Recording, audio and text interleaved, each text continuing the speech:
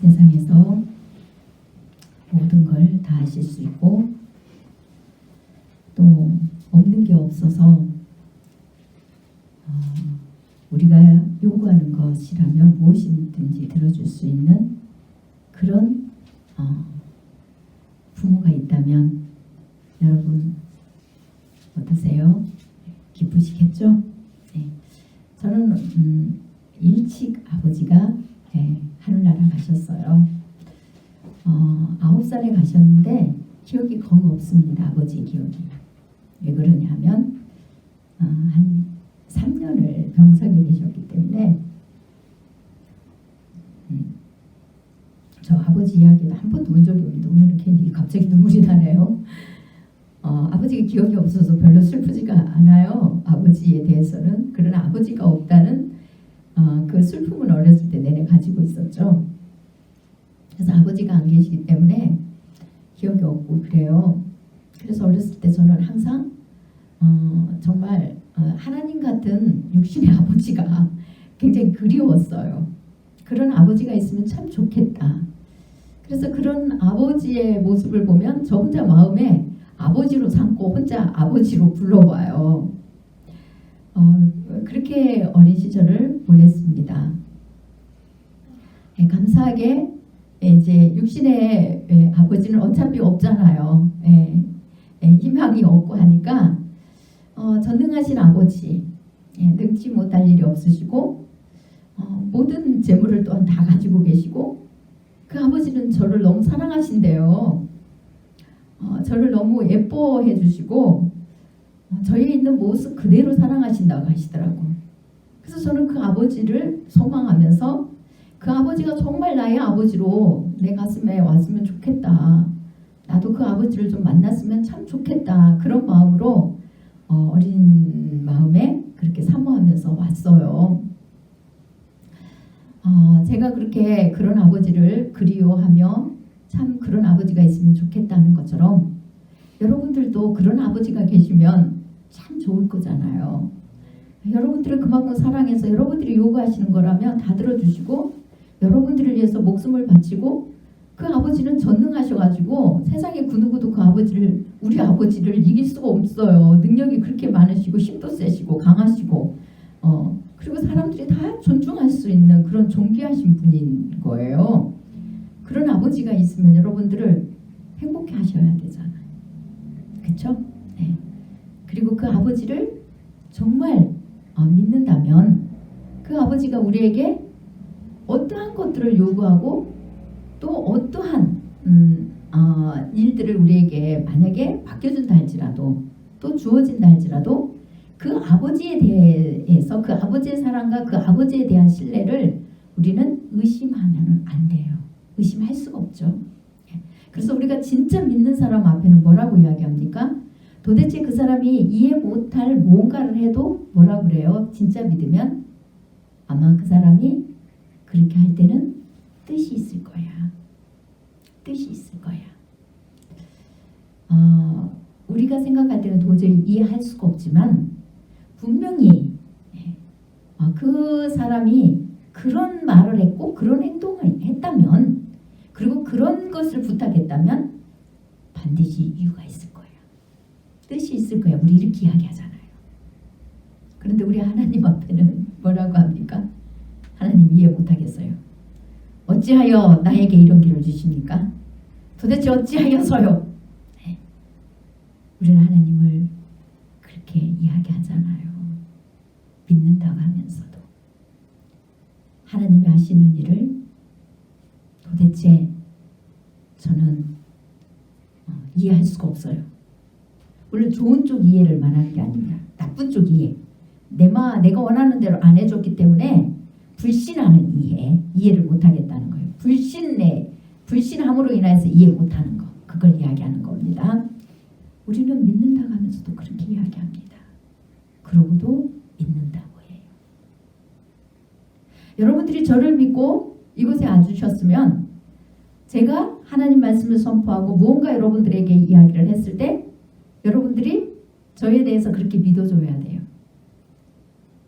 분명히 제가 여러분들에게 뭔가 이렇게 했다면 뜻이 있었을 것이다.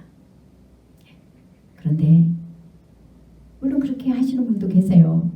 그러나 그렇게 못할 때도 많이 있으시겠죠? 네, 모르겠지만 만약에 그게 있다면, 계속되어지고 있다면 그거는 온전한 믿음과 신뢰가 아니에요. 인간관계 속에서도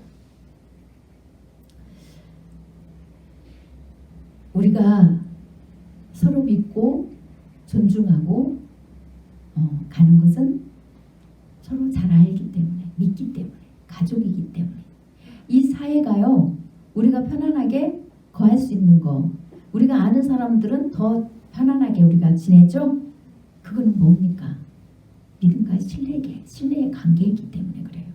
만약에 여러분들이 믿음과 신뢰의 관계가 깨지면 누구 하나를 밖에 나갈 수 있겠어요? 여기 어떻게 오겠어요? 난 눈 감았을 때 그 사람이 나를 와서 해하면 어떡하지? 네. 뭘 어떻게 할 때 또 내 지갑을 털어가면 어떡하지? 여러분 불안해서요 못 살아요. 이 사회는. 그와 같이 믿음과 신뢰가 있기 때문에 우리는 살아가는 겁니다. 우리 하나님께서도 우리를 선택하신 이유가 그거예요. 하나님이 먼저 우리를 믿어주셨기 때문에, 우리를 신뢰해 주셨기 때문에, 그래서 우리를 선택해 주셨어요.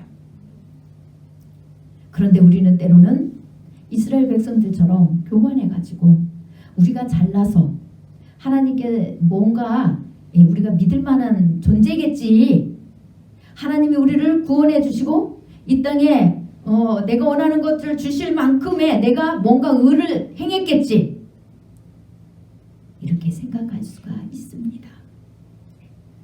그러나 하나님께서 우리를 선택해 주시고 우리에게 비전을 주시고 예수 그리스도의 이름으로 그 십자가의 사랑을 우리에게 베풀어 주시는 것은 곧 우리를 믿고 신뢰해서 하나님을 온전히 믿고 신뢰하고 하나님을 사랑하고 하나님의 뜻을 이루어 드릴 거라는 믿음이 있기 때문에 그렇게 해주신 거예요. 그거는 사랑했다는 거잖아요. 그래서 신명기에서도 2장에서도 주님께서 이스라엘 백성들에게 내가 다만 너희를 사랑했다. 너희를 사랑해서 애굽에서 너희를 건졌다. 너희를 사랑해서 너희를 선택했다. 그리고 한 가지 이유가 더 있다면, 먼저는 너희 조상 아브라함, 이삭, 야곱을 사랑했기 때문에 그들에게 먼저 내 은혜를 주었고, 내 은혜를 그들에게 주었더니 내가 그들을 믿어준 만큼 그들도 나를 믿고 신뢰해 줘서 내가 그들에게 그들의 후손인 너희를 영원히 보호해 주겠다고 내가 약속했어. 그 약속을 지키려고 너희를 선택해 준 거예요. 그런데 그 모든 것들은 내가 너희를 조건 없이 내가 낳았기 때문에, 내가 너희 하나님이고 너희에게 생명을 준 하나님이고 전능하신 분이고 살아 역사하시고, 그래서 너희 영원한 아버지이기 때문에 그렇게 한 거야. 다른 게 없어. 너희가 잘나서도 아니야. 그렇게 주님은 우리에게 말씀하셨습니다. 그리고 나서 하나님은 우리를 성결하게 해주셨죠. 우리의 죄를 용서해 주셨다고 말씀하셨어요. 그래서 우리가 그 약속을 믿는 자, 곧 그 복음에 복종하는 자는 누구든지 주님 앞에 나와서 죄를 고백하면 그 죄가 사함받고 사함받았다는 표로 하나님의 영이 우리 안에 오심으로 말미암아 우리는 제사장 나라가 되고 거룩한 하나님 백성이 되는 겁니다. 그러면 제사장 나라는 무엇을 뜻합니까? 그 제사장 나라는 무엇으로 이루어졌습니까? 용서와 사랑으로 이루어진 거잖아요. 제사장이라는 것은 그런 거잖아요. 인간의 죄를 대신해서 그 고난을 다 감당하고 용서해 주시는 거예요. 사랑해 주시는 거예요. 그게 제사장 나라예요. 제사장 나라에는 그게 있어야 돼요. 곧 우리가 하나님의 제사장 나라의 백성이 되었다면 우리 안에도 그 심정이 있어야 된다는 거예요. 그러면 거룩한 백성은 무엇을 뜻합니까? 거룩은 곧 성결을 뜻하잖아요. 성결 안에는 뭐가 있습니까? 그 은혜를 베풀어 주신, 우리에게 주신 하나님의 사랑이 있잖아요. 네. 하나님의 사랑이 있어요. 그 하나님이 그 하나님 사랑으로 우리 인간을 사랑해 주신 거예요. 그러면은 한마디로 해석하면 뭐가 있어요? 그것을 계명이라고 하는데 곧 하나님 사랑, 이웃 사랑이 그 성결에는 있다는 거예요. 곧 하나님 사랑, 이웃 사랑이라는 것은 하나님을 전적으로 믿고 신뢰하고 존중하여, 존경해요. 예, 존중이죠. 그래서 경외해요. 예, 경외하고 인간 사랑에도 마찬가지죠. 그 인간 사랑에도 그 존중과 배려와 또 그 인간을 보호해주는 이 사랑이 그 속에 포함되어 있다는 거예요. 그러면 하나님 나라는 어떻게 될까요? 그곳에는 온전함이 있죠. 평화가 있어요. 그곳에는 거짓이 없습니다. 그곳에는 온갖 좋은 것이 하나님으로부터 공급이 돼요. 그래서 많은 사람들이 예수를 믿는 목적이 뭡니까? 하나님으로부터 그런 것들을 다 받고 누리고 싶어서. 네, 그래 나옵니다. 그런데 문제는 뭐가 있을까요? 그 좋은 것들을 하나님으로부터 다 받고는 싶어 하는데 하나님의 다스림과 통치는 받기 싫어해요. 제사장 나라로 거룩한 백성으로 살기는 싫어해요. 하나님의 다스림과 통치는 전혀 얹지 않습니다. 곧 우리의 하나님, 우리의 아버지로 100% 믿고 신뢰함으로 인하여서 우리가 그분이 원하시는 대로, 그분이 말씀하시는 대로 순종하고 나아가려고는 하지 않아요. 지난주 메시지에도 순종이라는 그 메시지가 선포되었잖아요. 사울은 자신이 하나님의 명령을 순종했다고 착각했다는 것. 이스라엘 백성들도 착각했다는 거예요. 네. 많은 사람들이 자신은 하나님을 믿고 사랑한다고 합니다. 하나님을 그리워도 한대요. 생각뿐이죠. 마음뿐도 아니에요. 생각뿐이에요. 생각뿐이지. 마음이까지 내려왔다면 그래도 괜찮은 거예요. 마음까지 내려왔다면요. 그래도 그 마음에 하나님을 보시려고 하나님 앞에 무부르지고 엎드려지게 돼 있어요. 그런데 생각이에요. 생각으로 자기가 하나님 사랑하고 사모한대. 그리고 한대요. 생각은 머무름뿐이지 행동으로 옮겨지지 않고 찾고 구하지도 않습니다. 마음으로 안 내려오니까 뭐가 온통 그 가슴에는 누가 있어요? 내가 원하는 것들만 가슴에 있어요. 내가 원하는 것들만. 그래서 주님을 위해서 내가 나를 전부를 불사르게 사도 바울처럼 내어줘도 아깝지 않아야 되는데 뭐가 있어요? 내가 원하는 게 있어서 내가 원하는 걸 위해서 내 생명을 다 줘도, 내가 있는 걸 다 줘도 아깝지 않다고 그렇게 고백하잖아요. 그거는 하나님이 그 안에 없는 거예요. 네. 내가 원하는 걸 위해서 그렇게 한다는데 그래놓고도 하나님을 사랑한대요. 하나님을 믿는대요. 하나님 말씀대로 순종했대요. 그러니 사울 같은 고백밖에 안 나오는 거예요. 내가 순종했는데 사무엘 당신은 왜 그렇게 몰라요? 왜 그렇게 모릅니까? 내가 순종했다고 하지 않아요. 순종했다고 그렇게 이야기하는데 왜 나에게 순종 안 했다고 합니까? 다만 내가 다 변하지 않은 거는 그것 또한 하나님 앞에 드리려고 한 것이니까 순종한 거 아닙니까? 이렇게 착각하며 우리는 살아갈 수밖에 없습니다. 그러니 우리는 예수님을 믿는다고 하면서도 우리 인생이 고아와 같이 가부와 같이 보호해 줄 사람이 없어요. 보호해 줄 전능하신 아버지가 없어요. 보호해 줄 남편이 없어요. 피할 것도 없이 슬프게 구슬프게 인생을 한처럼 여기고 그렇게 살아갈 수밖에 없습니다. 그러니 우리 마음은 메마를 수밖에 없죠. 무엇 하나 품을 수도 없고 무엇 하나 내려놓을 수도 없고 우리는 여전히 슬픔 속에서 예수님을 믿는다 하면서도 애롭고 쓸쓸할 수밖에 없습니다. 주님께서는 그런 인생들을 너무너무 불쌍히 여기시고 또 아파하세요. 그래서 어렸을 때부터 저에게 육체의 아버지를 일찍 거두어 가셨어요. 주님이 오실 때가 돼갈수록 인간의 세상을 더 좋아하고 하나님을 더 믿고 신뢰하지 못한다는 것을 아셨어요. 그래서 저에게 육신으로는 의지하고 믿을 것이 아무것도 없도록 그렇게 하시고 오직 하나님 아버지만이 저의 온전한 주인이시고 왕이시라는 것을 믿는 믿음의 길로 저를 혹독하게 인도해 주셨던 겁니다. 그리고 지금 이 시대에 고아와 과부같이 여전히 하나님을 믿는다고 하면서도 너무 힘들고 염려와 고통 속에 너무너무 어려운 삶 속에서 애롭고 슬프고 고달픈 인생을 살아가는 사람들에게 하나님을 온전히 믿도록 증거해 주라는 그 부탁을 저에게 하신 것입니다.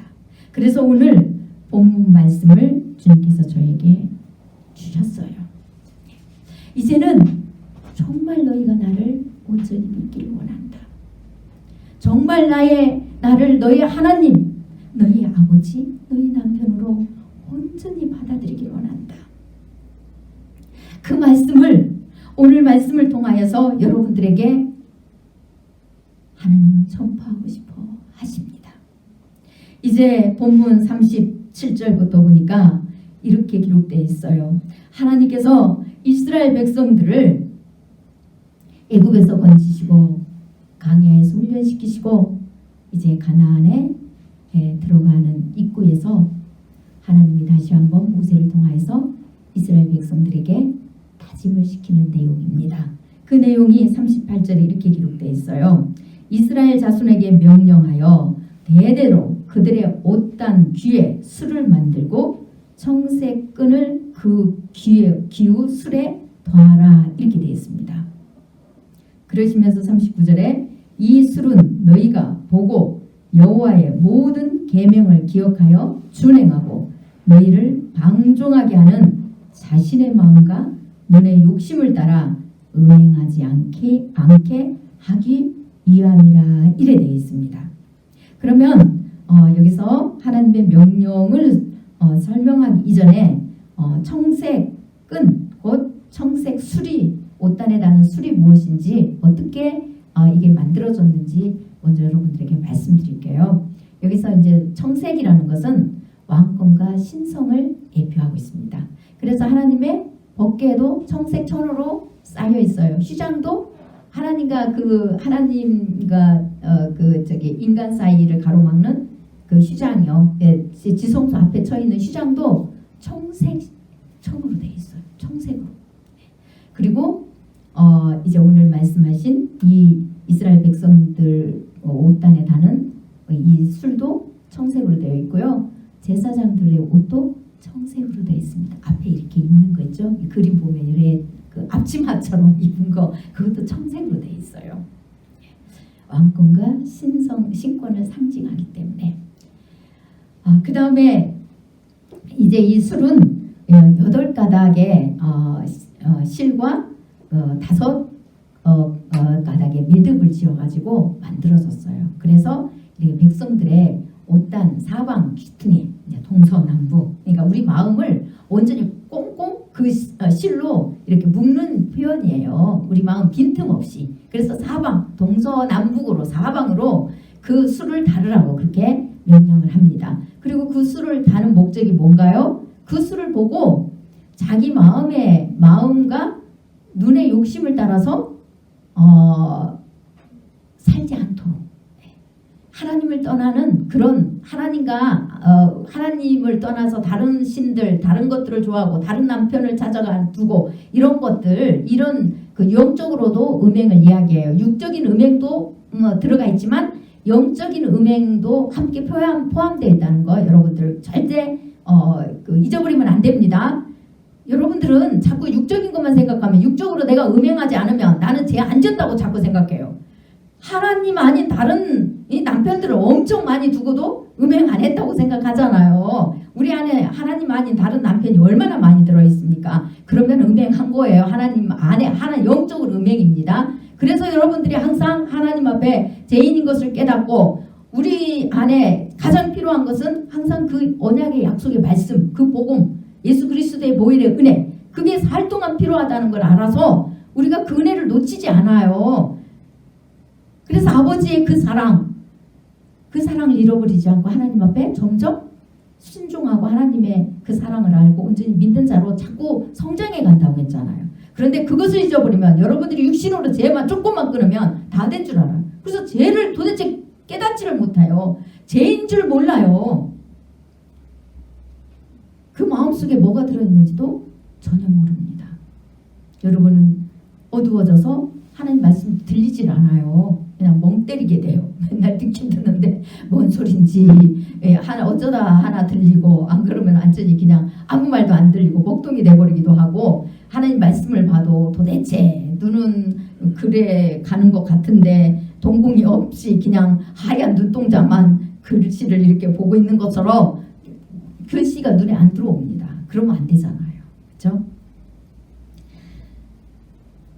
주님께서 이제 우리의 그런 연약한 모습을 알기 때문에 이 청색 술을 다루라고 하는 이유는요. 이 청색 술은 곧 하나님의 계명을 생각나게 하는 거예요. 이 청색 술의 의미를 이스라엘 백성들은 배워서 알아요.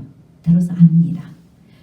그렇기 때문에 옷에 사방 귀퉁이에 달고 이리 돌아도 보이고 앞으로 걸어가도 보이고 뒤로 돌려도 보이고 이거는 꼼짝없어요. 하나님의 계명이 뭐 이쪽으로 가도 옆으로 가든 앞으로 가든 뒤로 가든 다 보이는 거예요. 의미를 아니까 그 청색수를 볼 때마다 하나님의 말씀이 하나님 명령이 생각나는 거예요. 그래서 내 마음대로 살고 싶다가도 그 말씀이 있으니까 살지를 못하는 거예요. 그래서 주님의 은혜입니다 하면서 제가 이 마음이 돌아갔는데요. 하나님 말씀이 저를 또 살렸어요. 그러나 그 마음이 돌아간 것조차도 하나님은 돌아간 거라고 하시잖아요. 그러나 그 마음은 하나님께서 보혈의 은혜로 용서해 주시고 또 하나님 말씀은 저를 행동으로 그 죄에 안전히 돌아가지 않도록 저를 지켜주셔서 이 모든 것이 다 하나님 은혜입니다. 이 고백이 나와요. 이 청색술에 담겨있는 의미가 그거입니다. 이 청색술은 하나님의 계명이며 또 뭐라고 말합니까? 이스라엘 백성들의 생명의 꽃이라고 불려요. 이 계명을 떠나면 하나님의 자녀로서 끊어지기 때문에요. 마음으로 생각으로도 돌아가면 안 돼요. 오직 그 마음에 누가 담겨 계셔야 됩니까? 하나님이 계셔야 되잖아요. 하나님 말씀이 우리 안에 가득 차야 돼요. 그래서 그런 욕심들이 일어나면 안 되는 거예요. 그래서 하나님의 은혜가 아니면 이스라엘 백성들은 다 죽어요. 우리도 지금 그렇잖아요. 우리 주 예수 그리스도의 은혜 때문에 우리가 사는 것이지 그 은혜가 아니면 완전히 다 죽는다고. 우리는 하나님 앞에 우리의 의로는 살 자가 하나도 없다고. 하나님의 빛 앞에 서면 우리의 마음에 숨겨있는 것까지 우리 눈으로 볼 수 없는 것까지 밝게 보인다고 그랬잖아요. 그래서 주님께서는 그 은혜가 우리 안에 사라지지 않게 하기 위하여서 지금도 우리에게 이 청색끈 곧 이 술은 무엇을 대표하고 있습니까? 하나님의 계명을 대표하고 있는데 동시에 무엇을 대표하고 있습니까? 예수 그리스도의 십자가의 그 사랑을 대표하고 있어요. 우리의 몸에 머리에서 발끝까지 사방 어디로 돌아봐도 주님의 은혜가 항상 보여야 된다는 거예요. 기억이 되어야 된다는 거예요. 그래서 그 하나님의 사랑을 놓치지 않고 하나님에 대한 믿음과 신뢰를 놓치지 말아야 된다는 거예요. 우리가 그 믿음과 신뢰를 놓쳐버리고 하나님의 사랑을 놓쳐버리면 우리는 뭐가 돼요? 우리 심령이 어두워지기 때문에 하나님에 대한 믿음과 신뢰가 자꾸 분산이 돼요. 흐트러져요. 그러면 여러분 안에 누가 자리하게 돼요? 사단이 자리하게 되니까 우리가 어떤 자가 돼요? 맨날 원통한 자, 한많은 자, 인생 슬픈 자. 그게 떠나지 않아요. 인생 이 땅에 살다 보면 사단한테 우리가 노출되지 않을 수가 없어요. 생각은 다 잠시 들어올 수도 있습니다. 그런데 거기에 사로잡혀버리면 우리 인생은 한 맺힌 인생, 원통한 인생이 되어서 그게 도대체 풀어지질 않아요. 그러면 여러분 이 땅의 인생이 얼마나 슬프고 아픕니까? 하나님 앞에도 온통 그 슬픔과 아픔밖에 없어요. 하나님 은혜가 안 보여요. 내가 죄인인 것도 안 보여요. 나는 항상 열심히 살고 의롭게 사는데 하나님 내 인생은 왜 이랬습니까만 보입니다. 내 의밖에 안 보여요. 그런데 어떻게 하나님의 한없는 그 사랑을 우리가 가슴에 담고 품고 갈 수가 있습니까? 갈 수가 없습니다. 그 아버지가 온전히 믿고 신뢰가 안 돼요. 여러분 인생에 모든 것들을 맡길 수가 없게 됩니다. 그러면 항상 뭐가 사로잡혀요? 한만 있습니까? 염려와 걱정으로 사로잡히고요. 여러분의 계획밖에 없고요. 여러분은 그 계획을 이루기 위해서 거기에 취해버립니다. 그러면 안 되잖아요.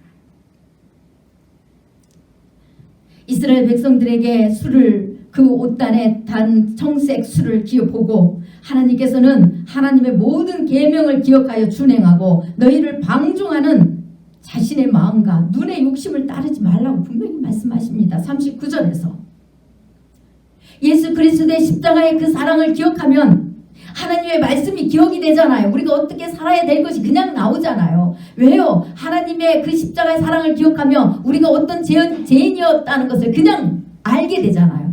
어떤 죄인이었다는 것을 알게 돼요. 왜요? 우리가 그 은혜를 기억한다는 것은 내 죄를 용서받았다는 것이 기억하는 거기 때문에 나는 예수님을 믿기 전에 알기 전에 그 은혜를 잊기 전에 내가 어떤 생각 어떤 사고와 어떤 뜻을 품고 살아갔는지 그냥 나오잖아요. 그래서 다시 그 길로 가지 않는다는 거예요. 방종하지 않는데 이 방종은 무엇에부터 나옵니까? 우리 마음에서부터 나온대요. 우리 마음에서 무엇을 품느냐에 따라서 우리 마음에 마음에서부터 눈이 뭘 보는지 보여진다는 거예요. 그래서 우리 마음을 주님께서 그렇게 말씀하시죠. 너희가 지킬 만한 것 중에 뭘 지키라고요? 너희 마음을 지키라 이러시잖아요. 여러분들이 여러분 마음을 지키지 못하면 곧 여러분 마음에 예수 그리스도의 그 사랑이 머물지 못하고 하나님을 하나님으로 진짜 아버지로 온전히 믿지 못하면요. 여러분은 한순간에 흐트러진 마음을 발견하지도 못하고요. 계속 사단이 우리를 미혹하는 대로 그냥 따라가 버리게 돼요. 쭉 따라갑니다. 그러면은 어떤 일이 일어나요? 하나님 앞에 간음을 행하는 자가 돼요. 하나님 앞에 음행을 행하는 자가 돼버려요. 음행을 행하는 자가 돼버리고도 그런 줄 모르고 살아가는 게 우리가 돼버려요. 그래서 우리의 욕심대로 그냥 살아가고 그 주님과 우리 사이에 막 갈등이 막 일어나가지고 이제 예수 믿는 것이 어찌 그렇게 힘들고 예수님 앞에 순종하는 게 무거운 고역이 되는 거예요. 하나님 말씀이 무거운 짐이 돼가지고 천류역정에서 크리스천이 무거운 짐을 지고 가는 것처럼 우리는 제 짐을 지고 주님을 믿으면서 걸어갈 수밖에 없는 거예요. 그러면은 예수 믿는 게 무슨 안 믿는 사람하고 다른 게 뭐가 있어요? 똑같잖아요. 그래서 주님께서는 이렇게 40절에 말씀하십니다. 그리하여 너희가 내 모든 계명을 기억하고 행하면 너희의 하나님 앞에 거룩하리라 이래 되어 있습니다. 계명은 무엇을 뜻합니까? 여러분 계명을 문자적으로만 알면 안 된다고 그랬잖아요. 계명의 의미를 정확하게 알으셔야 된다고 말씀드렸죠. 주님께서는 이스라엘 백성들이 계명을 문자적으로만 알았어요. 예수님이 오시기 전에는 문자적으로 행하는 게 정답이었어요. 하나님 인정해 주셨어요. 그러나 예수 그리스도가 오시고 난 뒤부터는 그 계명을 뭐라고 다시 풀어주십니까? 하나님 사랑, 이웃 사랑이라고. 내가 너희에게 새 계명을 주느니 이 계명은 옛적부터 있었던 계명인데 곧 하나님 사랑, 이웃 사랑이다. 이것이 강령이다. 강령이다. 그러시면서 뭐라고 말씀하십니까?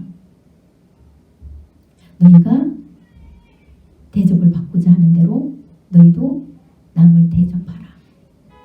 우리나라는 또 문자적으로 알아가지고 대접하라 하니까 여러분 뭐 한다고 맨날 밥 사주고 다니고 뭐 육으로만 하려고 한다고 그랬잖아요. 이 대접은 존중과 배려와 섬김이에요. 그리스도의 사랑을 이야기하는 거예요.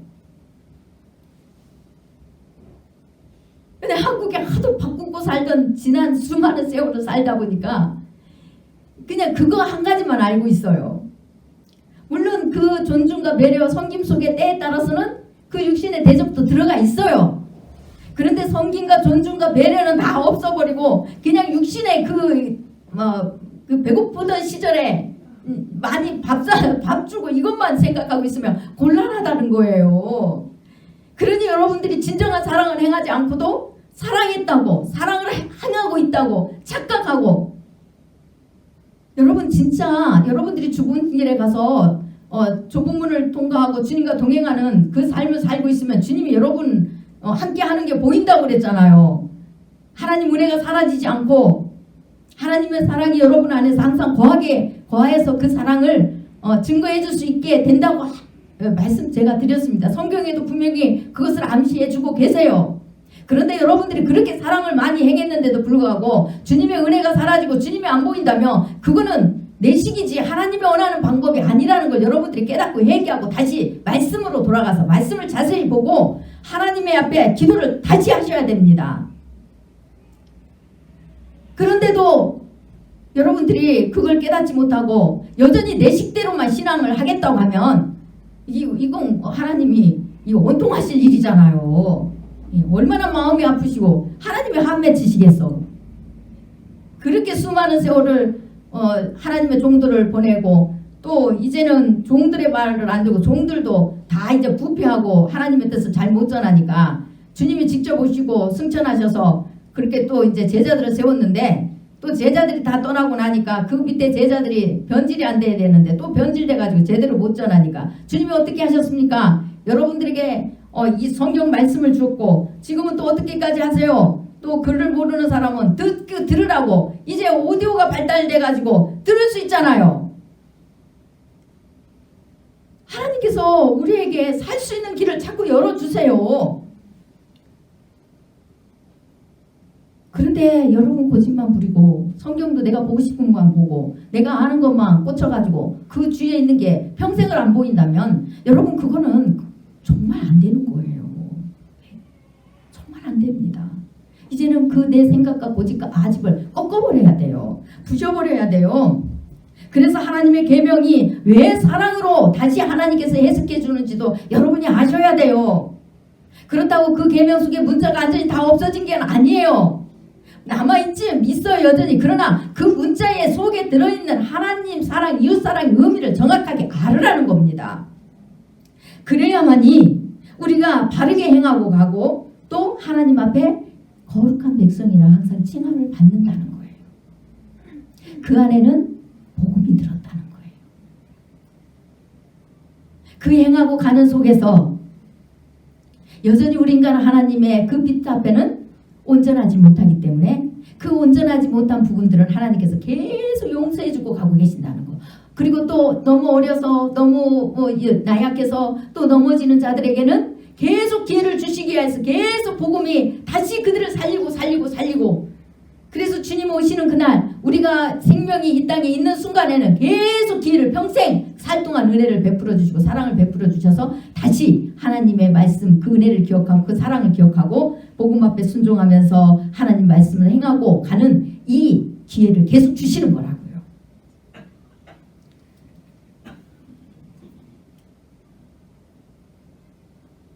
그래서 주님께서는 누가복음 21장에서 이렇게 말씀하고 계십니다. 여러분 시간이 좀 많이 됐지만 누가복음 21장 34절에서 36절 말씀 한번 살피고 갈게요. 굉장히 중요하니까.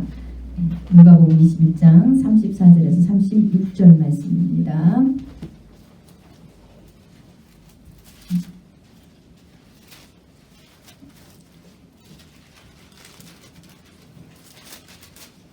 신약성경 133쪽입니다.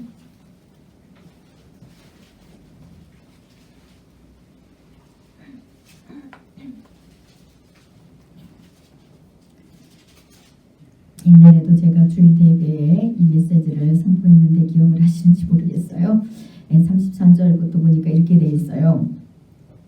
이제 주님의 그 말씀을 이렇게 선포합니다. 너희는 스스로 조심하라. 여기서 스스로 조심하라는 것은 내 마음대로 살지 않도록 깨어 있으라 뜻입니다. 곧 하나님 은혜를 기억하라. 너희가 어떤 죄로 어떤 삶을 살할 때 내가 너희 은혜를 베풀어 줬는지를 기억하라는 거예요. 내 그 사랑이 어떤 건지 기억하라는 거예요. 너희가 어떤 죄로 죄악에 물들어서 나와 관계가 깨졌니? 그것을 기억하면서 다시 돌아가는 삶을 살지 말라 이 뜻입니다. 스스로 조심하라는 거면요.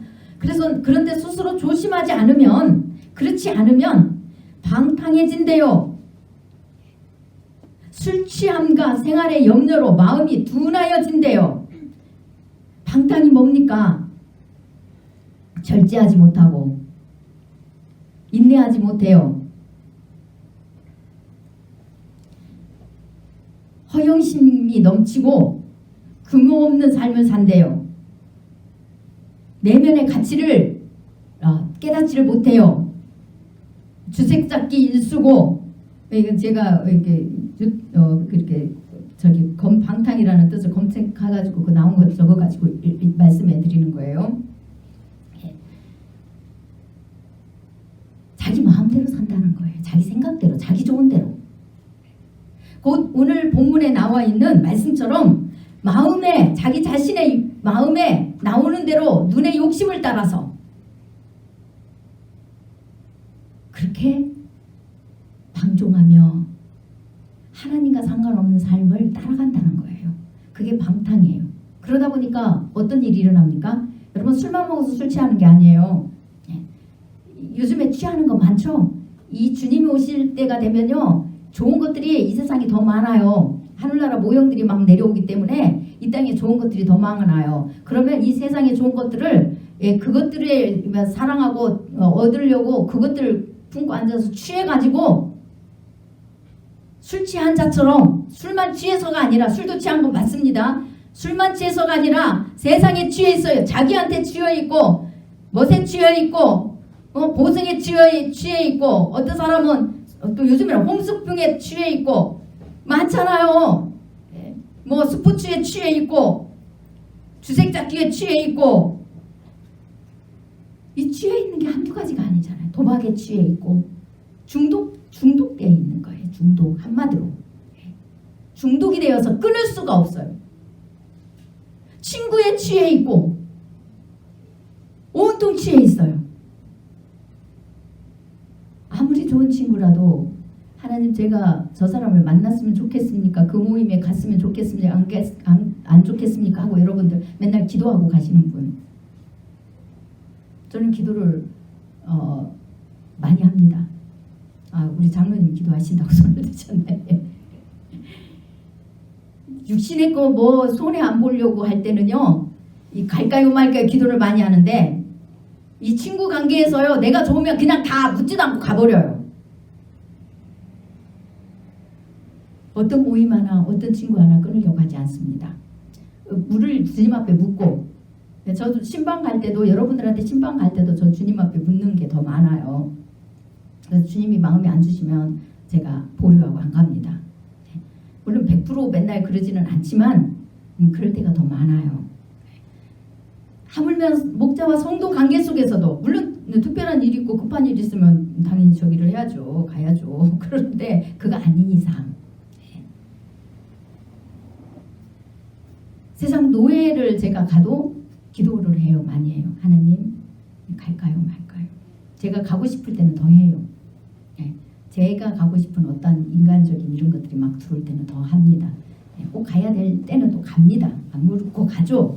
그러나 그 외에는 제가 과연 가는 게 하나님 기쁘겠습니까? 안 가도 되겠습니까? 이렇게 부르면서 많이 결정을 해요. 100%는 아니지만요, 많이 그렇게 물을 때가 더 많습니다. 그런데 방탕함과 술 취함은요, 뭐든지 그냥 자기 하고 싶은 대로 하는 거예요. 그래서 방탕하고 술 취해가지고 세상에 취해가지고 내 좋은 것에 취해가지고 그냥 취해 있어요.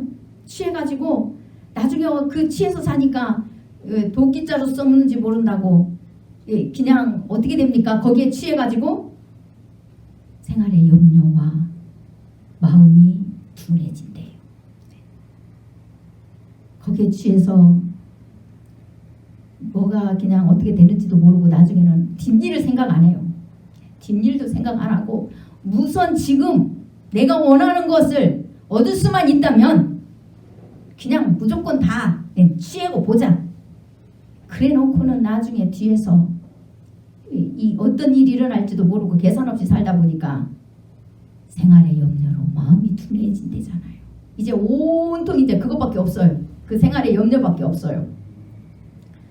마음이 둔해져요. 하나님과 관계가 깨어진다는 거예요. 하나님 뜻이 무엇인지도 모르고요. 뭐가 잘못됐는지도 모르고요. 뭘 버려야 될지 너가 가져야 될지도 모르고 준비가 안 돼요. 준비가. 하나님에 대한 믿음과 신뢰도 이제 없습니다. 그러니 노상 불안하고 두렵고 떨리고 맨날 염려 걱정이고 이렇게 살지 말으래요.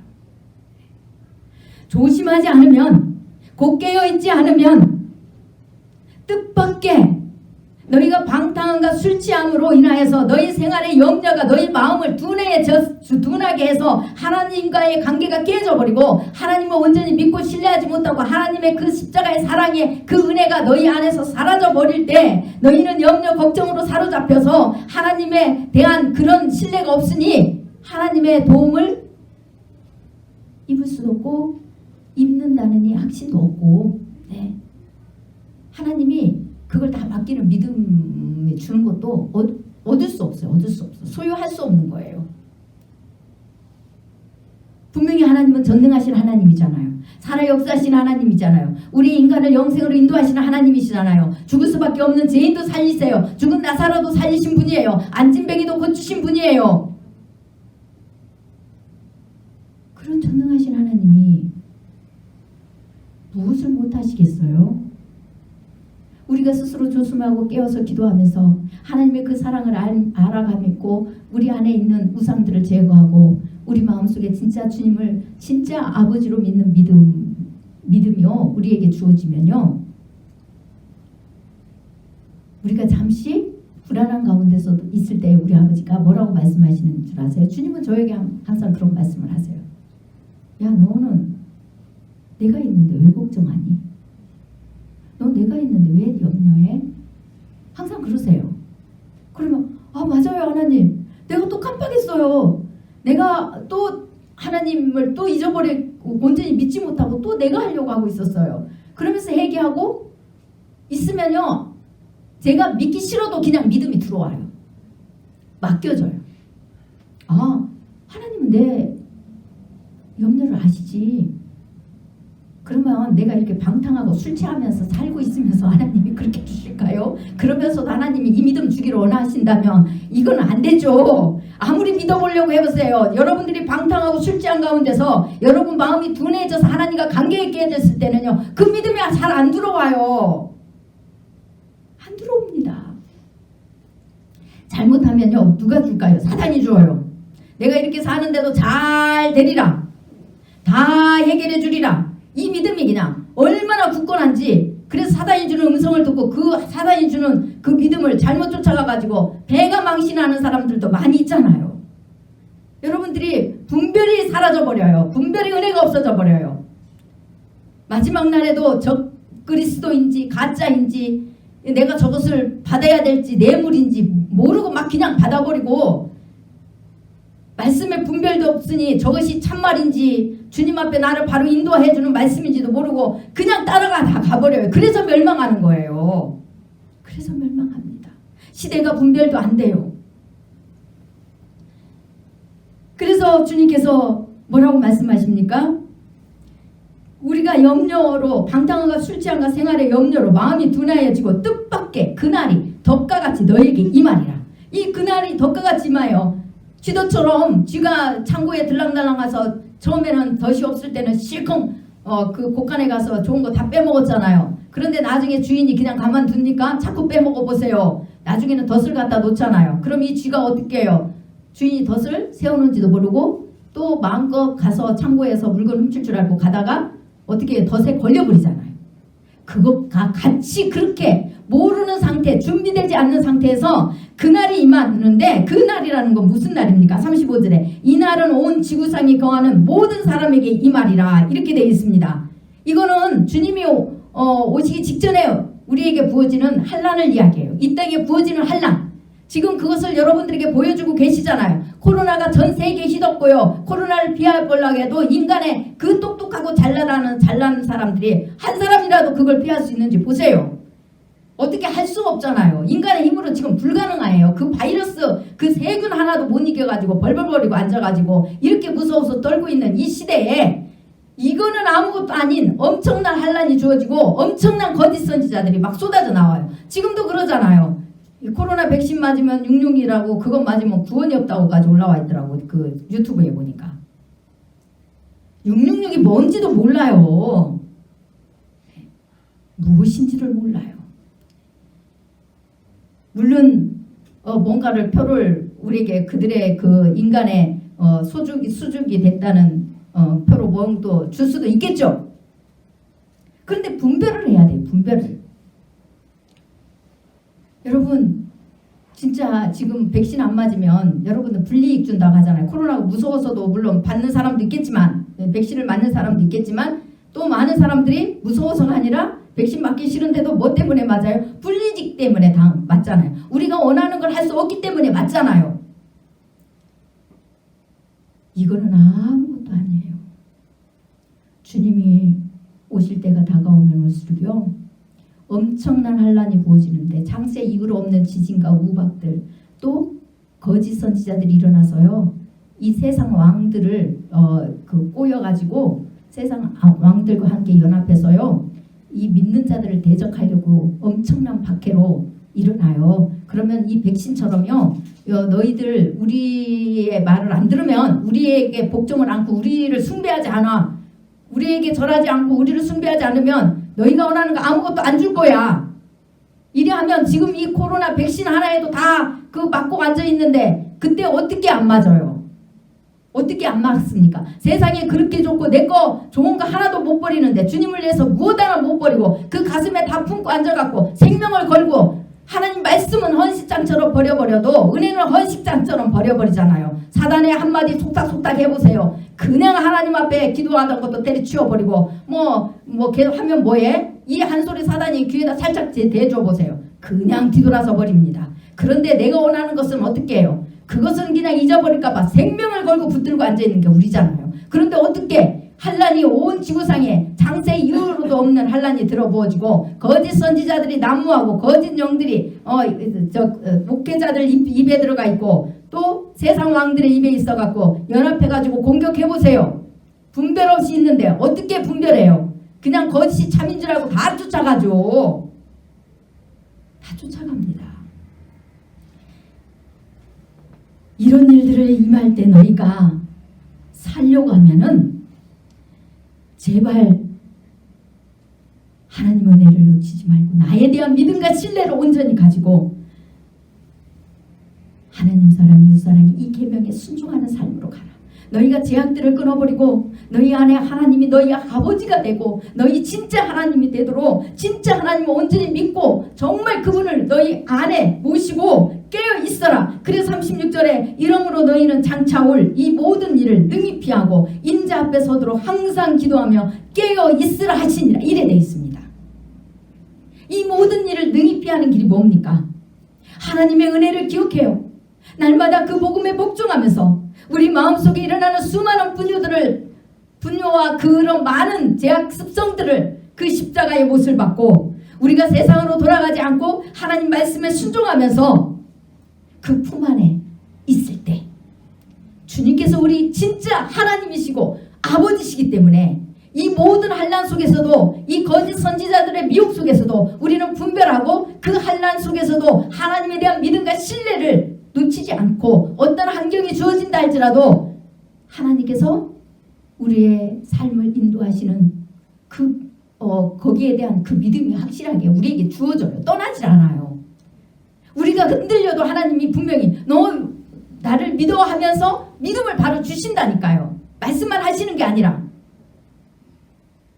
저는 음성 들었다고 하면서 그 믿음이 안 와가지고 순종 못하는 사람 보면 제가 때로는 이상하게 여길 때가 있어요. 대부분 거기 하나님은 음성과 동시에 말씀을 주신과 동시에 그 믿음이 동시에 들어와요. 저 같은 경우에는 그런 게 더 많아요. 거기 그런 게 많아요. 말씀 따로 믿음 따로 요구하는 게 아니라요. 거기 하나님이 말씀 주신과 동시에 그 믿음이 들어오는 응답이 거기 많습니다. 그런데요, 많은 사람들은 응답은 받았다는데 순종을 안 해요. 순종을 안 하면 여러분들이 한 번 순종, 두 번 순종 안 하고 이러면요, 나중에는 하나님 말씀도 없으세요. 그리고 나중에는요, 계속 순종 안 해도 그것을 해결조차 않더라고요. 시간이 지났지만 부흥이라고 생각하세요. 제가 아시는 목사님 한 분이 학교 다닐 때 같이 있었어요. 뭐 이 영상은 볼 일이 없으니까 말씀드릴게요. 이름은 밝히지 않지만 그분이 항상 그래요. 하나님께서 이렇게 말씀하셨고 저렇게 마셨고 하나님 앞에 자기가 이렇게 서원을 했대요. 그런데 더 좋은 자리가 나오니까요. 자기가 서원해서 첫 자리에 가겠다고 하나님께서 하나님 앞에 서원한 것을 하나님이 들으시고 그대로 하니까요. 나중에요. 그거보다 더 좋은 자리가 나오니까 다른 사람 말 다 듣고 저한테 와서는 묻는 거예요. 그러면 그 당시는 전도사니까 전도사님 하나님 앞에 이렇게 서원하고 하나님께서 그것을 들으셨고 이대로 그렇게 모든 것을 지금 현재 보여줬잖아요. 그러면은 그대로 서원한 대로 가세요. 하나님이 들으셨다. 그 서원을 받았다는 증거입니다. 그러면 뭐라고 할까요? 저한테는 맨 늦게 와요. 맨 늦게 와가지고 사람들한테 다 물어봐요. 사람들은 다 더 좋은 곳 가래요. 거기가 배울 거 있고 뭐가 있고 자기는 중국에 선교사로 가야 되기 때문에 그 비전을 이루려면 큰 교회 가야 도움을 받잖아요. 자기 생각은 그런 거예요. 그래서 사람들이 다 그렇게 가라고 한대요. 사무실에 가서도 물어봐도 다 그런대요. 아 그래요? 그러면 사람들이 다 그랬다 할지라도 하나님께서 아니라고 그러면은 아닌 곳에 가야죠. 10사람이 다 그렇게 말해도 한 사람이라도 하나님이 아니라는 거 정확하게 말해주면 그 길로 가야죠 하니까 그 뒤부터는 저한테 안 와요. 근데 그 사람이 길이 열렸을까요? 안 열렸을까요? 그 뒤부터 다 막혀요. 그런데도 끝까지 순종 안 해요. 계속 응답 받았다는 자랑은 나한테 와서 해요. 그런데요, 순종하는 걸 한 번도 못 봤어요. 결국 목회의 길까지 다 막혀버리더라고요. 지금은 한 그릇 식물을 위해서 목회자리 얻으려고 구걸하고 다니는 그 시점에 있더라고요. 그 사람은 제가 육적으로 차도 운전도 못하고 차도 없고 이래가지고 컴퓨터도 못하고 뭐 영어도 잘 못하고 이래서 저보고 목회 못한다고 했던 사람이에요. 자기는 유치원 원장으로서 아주 그냥 스펙이 좋아갖고 자기는 이제 목회 잘한다 이거죠. 그 당시에는 전도사로 큰 교회에서 사역을 잘하고 있었으니까 학교 다닐 때는. 그런데요, 바뀌어버렸어요. 제가 자랑하려고 이야기를 하는 게 아니에요. 우리가 하나님 앞에 순종을 등한히 여기면 안 돼요. 하나님의 명령을 듣고 하나님의 명령이 떨어졌으면 마음을 주셨으면 순종하는 것을 기뻐하고 순종을 못했거든 회개라도 하셔야 돼요. 회개하고 다음부터는 순종하기 위해서 엎드리셔야 됩니다. 그래야만이 우리는 분별할 수 없는 세상 속에서 분별의 은혜를 입고 믿음이 사라지는 세상 속에서 하나님에 대한 믿음이 쌓여지게 되고요. 하나님의 사랑을 모르고 사랑이 식어서 냉랭한 그 시대에 이 시대에 하나님의 그 사랑을 우리는 간직하고 행할 수 있는 자가 되어서 모든 환난 속에서도 능히 믿음을 지키고 모든 것을 피하고 하나님 앞에 부끄럽지 않게 쓰는 그런 자가 된답니다. 그래서 저와 여러분은 주님 앞에 무엇을 고백해야 되겠습니까? 41절 하고 마치겠습니다. 41절 다시 민수기 15장 41절입니다. 주님은 이렇게 우리에게 요구하시는 것은 영혼이 무엇이 되려고요? 나는 여호와 너희의 하나님이라. 나는 너희의 하나님이 되려고 너희를 애굽 땅에서 인도해 내었느니라. 나는 여호와 너희의 하나님이니라. 우리의 영원한 하나님이 되시려고요. 신은 우리밖에 하나님 한 분뿐이라는 이 사실, 아버지와 남편은 우리에게 하나님 한 분뿐이라는 사실요. 이 하나님이 되려고 3번을 강조합니다. 나는 여호와 너희의 하나님이니라. 나는 너희의 하나님이 되려고 너희를 애굽 땅에서 인도해 내었느니라. 나는 여호와 너희의 하나님이니라. 하나님이 이렇게 3번이나 강조하는 것은요, 절대적이시라는 거예요. 너무너무 소원이시라는 거예요. 그냥 지나가는 소리가 아니라는 거예요. 여러분들을 구원해 주시고 여러분들을 이렇게 하나님 전에 와서 예배드리게 하고 여러분들에게 하나님이라는 아버지라는 그 이름을 부르게 하시는 것은 다른 게 아니에요. 하나님이 여러분의 진짜 하나님으로 여러분들에게 인식되어지기를 원하세요. 여러분들에게 진짜 아버지로 믿어지기를 원하세요. 100%요, 진짜요. 그럴 때 아버지가 가지고 있는 모든 것들을 여러분들에게 전부 다 주신대요. 그런 은혜를 입는 여러분들이 되시기를 간절히 축원합니다. 기도하겠습니다.